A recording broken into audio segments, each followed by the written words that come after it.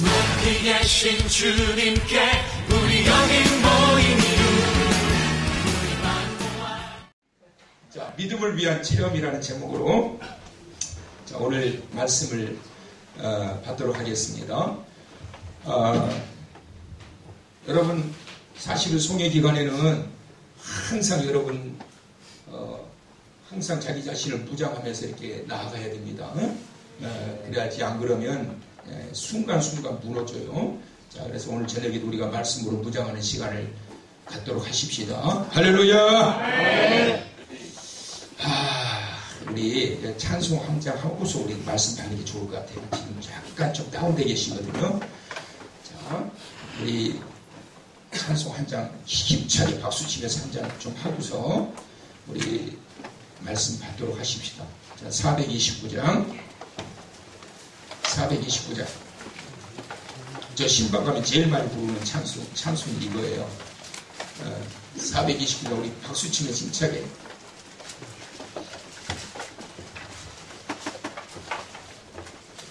악기팀 나와야지. 악기팀 다 나와. 그렇지.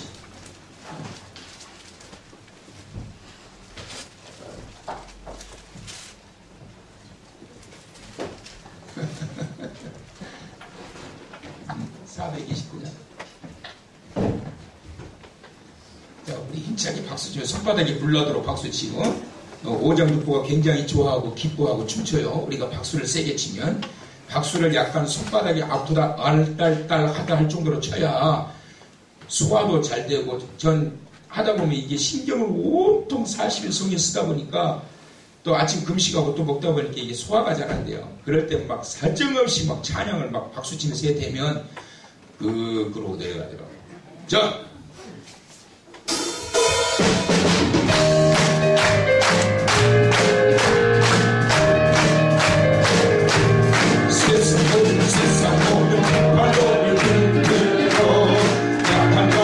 시간이 될 때에 내려주신 주의 복을 세워가 주의 크신 복을 내가 이 받은 복을 세워가 크신 복을 내가 받으라 받은 복을 세워보아라 주의 크신 복을 내가 받으라 세상 크신 복 정도를 두고 십자가를 끝내지고 나갈 때 예배 근심 나다라다 떠들어 나다라다라다라 하나님 받은 복을 세워보아라 크신 복을 내가 받으라 받은 복을 세워보아라 주의 크신 복을 내가 받으라 세상 권세도에 맡길 받을 때 주가 믿고 낙심하지 마라 천사들이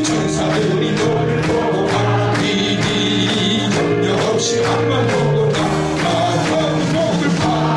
복을 세워보아라 크신 복을 내가 받으라 받은 복을 세워보아라 주의 크신 복을 내가 알니 세상 권세 너의 앞길 막힐 때 주가 믿고 낙심하지 말아라 천사들이 너를 보고 가리니 염려 없이 앞만 보고 나가라 주여 받은 복을 세워보아라 크신 복을 내가 받으라 받은 복을 세워보아라 주의 크신 복을 내가 받은 복을 세워보아라 크신 복을 내가 받으라 받은 복을 세워보아라 주의 크신 복을 내가 알리라 주의 크신 복을 내가 알리라 주의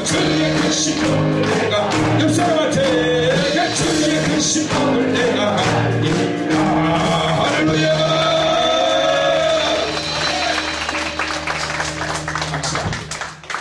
우리 부목사님 올라오신 김에 오늘 말씀해 주시겠습니다. 올라오신 김에 설교하지? 목사님 어찌요? 그냥 딴소리만 해. 그 지워지네 그걸로. 됐어요, 이제. 우리 부목사님 아들. 10년 감수했네. 아까 급하게 제가 사오라고 시켰더니만은, 제일 많이 쓴 거 하필이면 검정색을 갖다가, 자, 여러분, 믿음이라고 하는 것과 체험이라고 하는 것, 신앙생활은 두 가지가 다 신앙생활은 다 중요합니다. 말씀이라고 하는 것과 체험이라고 하는 것. 우리가 하나님의 말씀으로 항상 보장이 되어 있어야 되고, 또 그 믿음 안에서 하나님께서 부어주시는 그 영적 체험들도 중요해요. 자, 그런데 어때요, 여러분? 어떤 사람은 굉장히 말씀에 집중하는 사람이 있고, 어떤 사람은 체험에 집중하는 사람이 있습니다. 말씀에 너무 깊이 집중을 하게 되면 자칫하면 바리새적인 사람이 되게 돼요. 바리새적인 사람이라고 하는 것은 어떤 사람이냐면 정죄의식이 많아요. 이 바리새인들은 굉장히 정죄의식, 유대인들 중에서도 이 바리새인들, 율법에 대해서 너무나도 많이 알고 있기 때문에 자꾸 다른 사람들의 안 좋은 모습들만 보여지다 보니까 자꾸 막 정죄하려고 해요. 그래서 이 말씀이 많이 들어오고 많이 알게 되면 자칫하면 이쪽으로 치우치게 되면 바리새적인 사람이 되게 되고, 또 체험을 너무 또 강조하다 보면 신비주의에 또 빠지게 됩니다. 신비주의에 빠지게 되면 영적인 교만에 빠지기 쉬워요. 너무 신비 체험들을 많이 하게 되면 이 사람들이 기독교 무당 같은 형태가 되어가지고 굉장히 영적 그러한 교만에 빠지는 경우가 많이 있습니다. 그래서 이것을 많이 주창하고 의지하는 자들이 바로 유대인들이고, 그리고 신비주의에 빠졌던 이들이 바로 헬라인들 중에서 나타나는, 그래서 이들은 경험을 굉장히 중요하게 하는, 경험을 중요하게 여기는 이러한 자들입니다. 건강한 믿음이라고 하는 것은 뭐냐? 건강한 믿음이라고 하는 것은 바로 말씀과 기도가 잘 병합이 된 이러한 모습이 바로 건강한 온전한 믿음의 모습이다. 그래서 말씀에 잘 사로잡힌 자가 되어야 돼요. 치우치면 안 돼. 치우치면 안 돼. 예수님이 부활하시고 난 이후에, 예수님의 부활 이후에 몇 번 여러분 나타내 보이셨는지 아시나요? 사람들한테. 예수님이 부활하신 이후에 총 11회 나타내 보이셨어요. 부활하셨던 당일날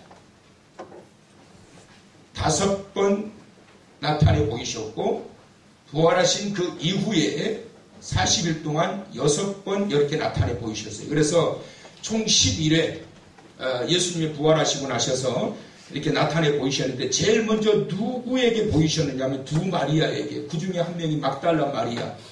이 막달라 마리아가 누구냐면 7 귀신에 사로잡혔던 여인이에요. 그 새벽에 예수님의 제자들도 생각지도 못하고 엄두도 내지 못했던 그 일을 이 두 여인이 하게 됩니다. 새벽에 예수님이 부활하시는, 돌아가시고 난 이후 3일째 되는 날에 새벽에 그 무덤에 향유를 뿌려드리기 위해서 가다가 예수님을 만나게 된 거예요. 그 무덤에서 부활하신 그 예수님을 처음으로.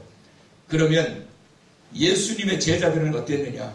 자, 예수님의 제자들이 몇 명이지요? 12명이에요. 자, 12명의 제자들 가운데 부끄러운 예수님의 제자들을 한번 보도록 합시다. 자, 부끄러운 예수님의 제자들. 누가 있죠?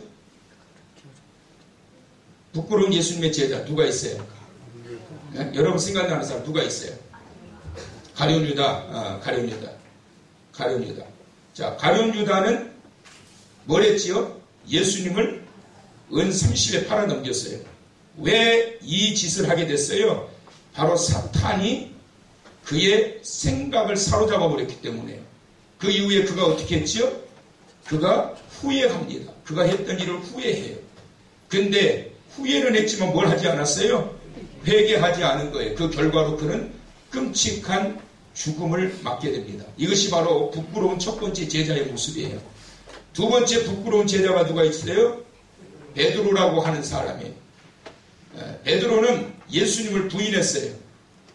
예수님을 부인했어요. 몇 번, 그것도 3번이나 부인했어요. 왜 부인했죠? 예수님을?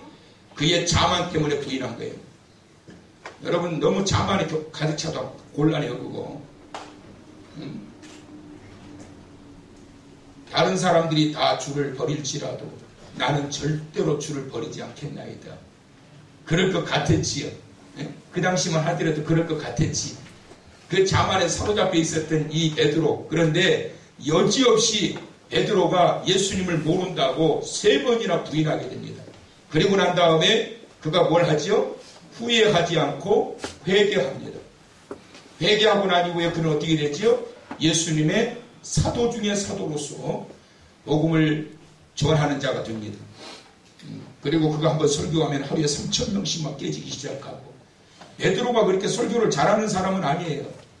베드로를 좋아했던 사람들은 어떤 사람들이냐면 베드로의 열정, 그의 체험에서 나왔던 그 순수한 열정이 좋아가지고 베드로를 그렇게 좋아하고 따랐던 거예요. 바나바를 따랐던 자들은 바나바는 성경 공부를 기가 막히게 잘 가르쳐요. 그러니까 바나바를 그렇게 따르게 되는 거예요. 바울의 그 선교적 그 열정과 열망, 예수님의 지상 명령이었던 그 선교의 열의를 가지고 목숨 걸고 그 복음을 전했던 유대인이었던 그가 이제는 기독교인이 돼가지고 복음을 전하는 바울을 좋아했던. 근데 여러분 이게 병폐인 거예요. 병폐. 여러분 치우치면 안 된단 말이에요. 초대 교회가 자꾸 다툼이 일어나고 분란이 일어났던 것은 바로 그렇게 치우치는 것 때문에 문제가 생기게 된 거예요. 자, 어찌됐건 베드로는 바로 그렇게 해서 회개를 하고 사도로 세워지게 돼요. 그러면서 그가 정말 죽을 때 멋지게 죽지요. 주님 제자 베드로는 거꾸로도 갔사오니 고생이라 못 가보며 눈물이라 못 가보리. 아, 이거 모르세요? 너희들은 모르지. 우리 권사님들은 아시죠. 십자가에 달려 죽을 때 베드로가 예수님이 십자가에 달려 죽으시는데 내가 어떻게 감히 예수님과 똑같이 십자가에 달려 죽을 수 있겠냐. 나를 거꾸로 매달아 죽여라. 나는 천하의 나쁜 놈이었다. 예수님을 3번이나 부인했다. 철저하게 회개해요. 그리고 나서 평생을 그가 복음을 전하다가 사도로서 그의 사명을 마치게 돼요. 3번째 또 하나 부끄러운 제자가 있는데 누굴까요? 도마예요. 도마. 의심 많은 도마. 도마가 왜 이렇게 부끄러운 제자가 되었을까? 3번째 도마에 대한 이 설교를 오늘 하려고 이 말씀을 드리는 거예요. 자, 도마가 부끄러운 제자가 된 문제의 원인이 뭐냐? 이것을 우리가 이 시간 발견해야 됩니다. 자, 도마가 부끄러운 제자가 되었던 문제의 원인, 그것은 바로 따라서 하세요. 믿음이 그것밖에 안 됐다. 다시 한번 믿음이 그것밖에 안 됐다. 옆 사람한테 믿음이 그것밖에 안 되냐? 따라서 하세요. 왜 안 해? 따라서 하세요. 믿음이 그것밖에. 따라서 하라는 거예요. 그 사람이 믿음이 그것밖에 없다라고 질책하는 게 아니다. 여기 동네 믿음이 그게. 자, 가만히 계시봐. 믿음이 왜 나를 봐? 옆 사람 보고 옆 사람. 믿음이 그게 그것밖에 안 돼? 집사는 왜 임수만 장로님한테 그래요? 옆에다 하라니까. 둘 다? 자, 여기 옆 사람처럼 믿음이 그것밖에 안 되냐? 자, 여기 믿음이 그것밖에 안 되냐? 옆 사람이 그랬다는 거 아니에요? 누가 그랬다는 거예요? 도마가. 자, 성경 27절, 본문 27절 보세요, 여러분. 자, 다 같이 크게 읽어봅니다. 27절 시작. 도마에게 이르시되 내 손가락을 이리 내어 내 손을 보고 내 손을 내밀어 내 옆구리에 넣어보라. 그리하여 믿음 없는 자가 되지 말고 믿는 자가 되라. 도마가 왜 부끄러운 제자가 되었느냐? 도마가 왜 부끄러운 제자가 되었느냐? 믿음이 없는 거예요, 여러분. 3년 동안 예수님을 따라다녔는데 3년 동안을 다른 제자들과 똑같이 예수님을 따라다녔는데 믿음이 없는 거예요. 도마는. 여러분 오래 믿었다고 믿음이 있는 줄 아세요? 천만의 말씀이요. 여러분 목사님들이라고 믿음 다 좋은 줄 아세요? 죄송한데요. 천만의 말씀이요. 성경 많이 알고 있다고 해서 믿음 좋은 게 아니에요. 여러분 오랫동안 예수 믿었다고 해서 믿음이 좋은 거 아니라니까. 예수님을 3년 동안 따라다니면서 예수님께서 죽은 자를 살리시고 불치병을 고치시고 낫게 하시는 이 엄청난 기적의 현장을 최측근 가장 가까운 데서 보았던 도마는 예수님이 뭐라고 하냐, 믿음이 없다라는 거예요. 그게 무슨 말이냐면 믿음이 그것밖에 안 되냐.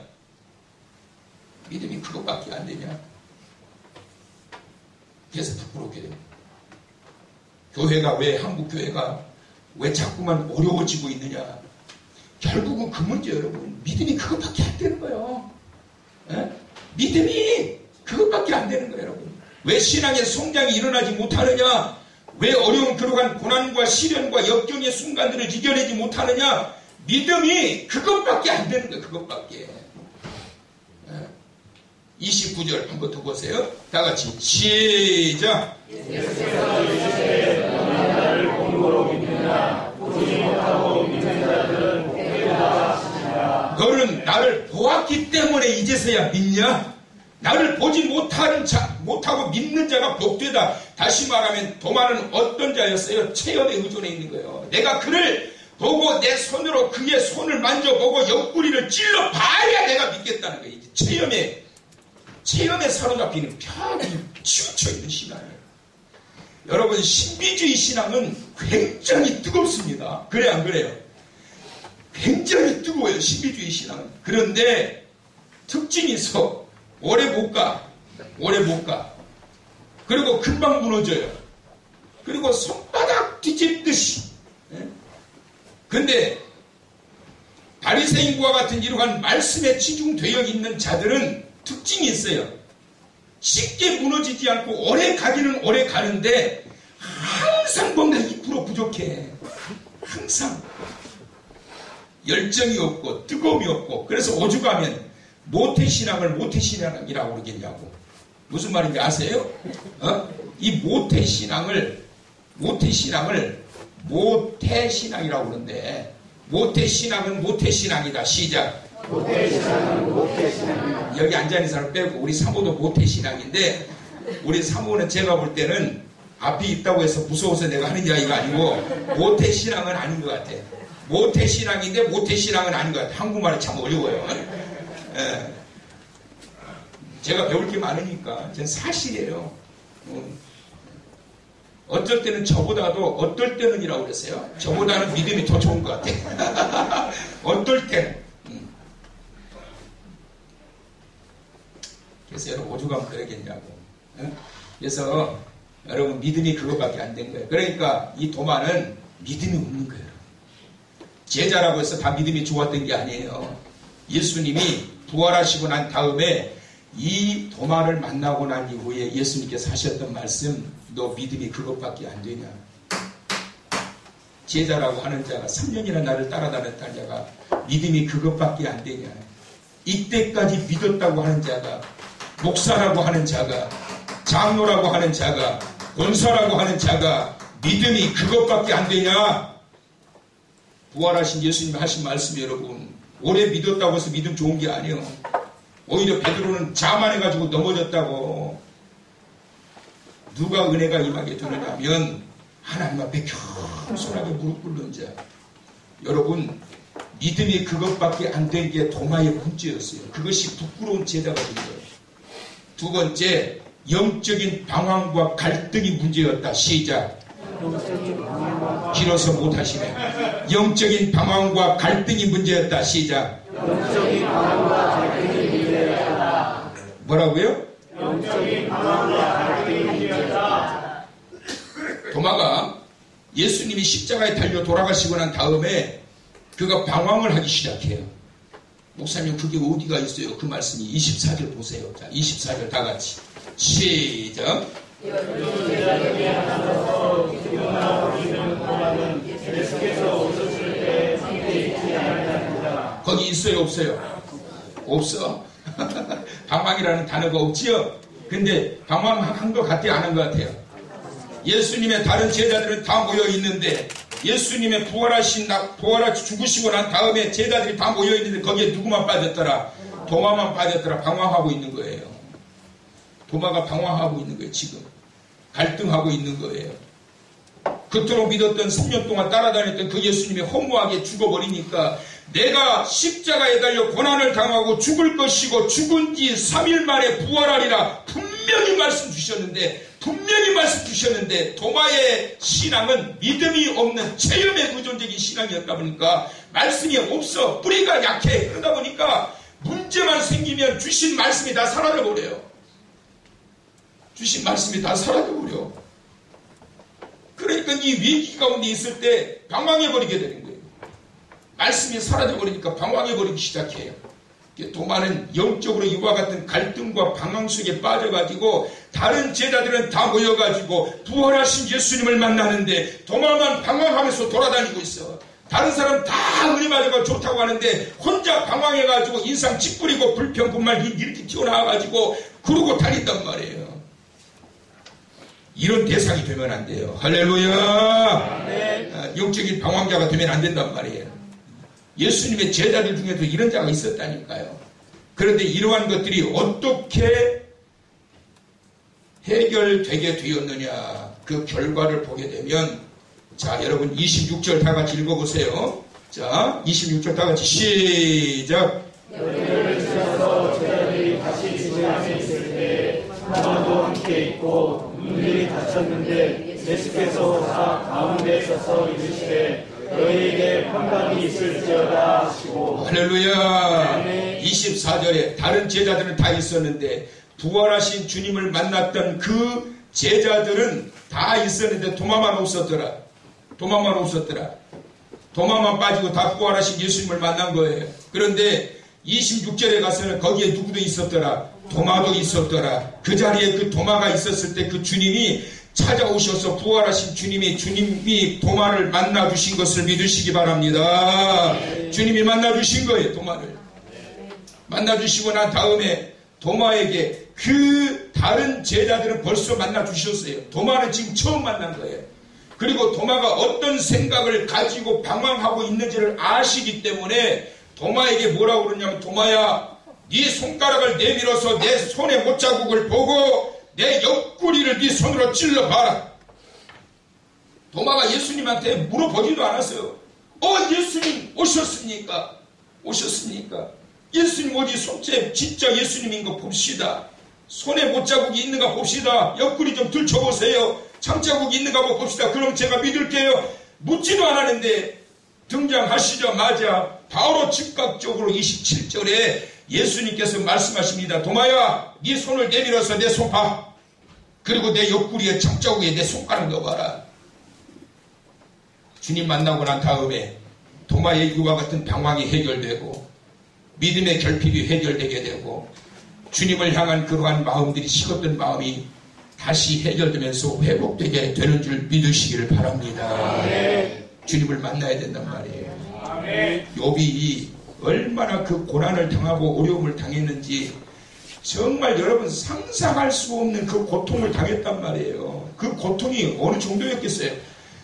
그 고통이라고 하는 것은 하나님의 허락 하에 사탄이 죽이지만 않고 고통을 주는 정도니까 여러분 그 고통 어떻게 그걸 표현할 수 있겠어요? 얼마나 견디기 어려웠겠냐고. 그런데 욥기서 42장 5절에 보면 욥이 그런 고백을 합니다. 자, 한번 찾아보실래요? 시편 앞에 있어요. 욥기서 42장 5절의 말씀. 자, 다 같이 한번 찾아서 읽어보세요.